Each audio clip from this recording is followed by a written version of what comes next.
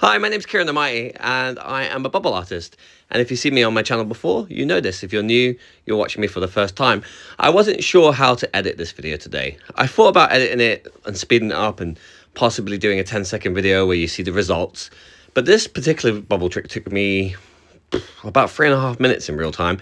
So if you are one of those people that doesn't like to watch long videos, now is the time to leave, but I appreciate you for being here. I thought I'd talk about myself and why I do bubbles. I started doing bubbles about 6-7 years ago. I first got interested in bubbles because my daughter Ellie, she has something called Down syndrome, and I wanted to connect with her. And I started reading about bubbles and sensory, and I got a little bit obsessed with the bubbles. And when I did blow a bubble for her, that was the first time I ever heard her laugh, and that's what made me addicted.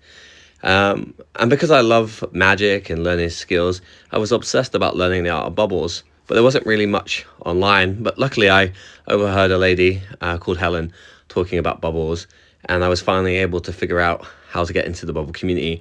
And I think one of the reasons I've been so obsessed with sharing concepts on bubbles and tricks is because I know how much it means to my family and how much it means to my little gal, and I've always wanted just to share those concepts.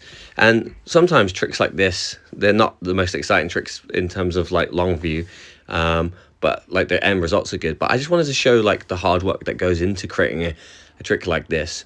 The idea of this trick is it was meant to be the Leaning Tower of Pisa, but it didn't really lean or look like the Leaning Tower of Pisa. But that was the concept behind what I was trying to do when I was making this video. If you are interested in bubble stuff and learning some cool stuff, I do have a bubble formula on my channel. I posted it about 8 or 9 times, but it's on my channel, and I've got different variations. One's with guar powder, one without guar powder.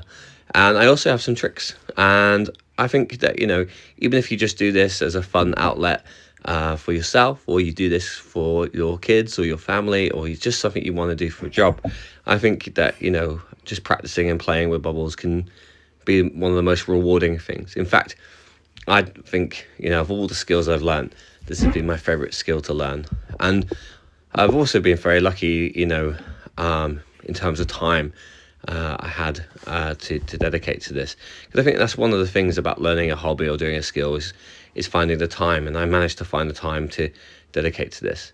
But yeah, I just kind of wanted to talk and just to say a bit about me, really. And I think sometimes when I make the short videos, I feel like I'm not connecting as a artist. I feel like I'm just making them to feed the algorithm to go viral.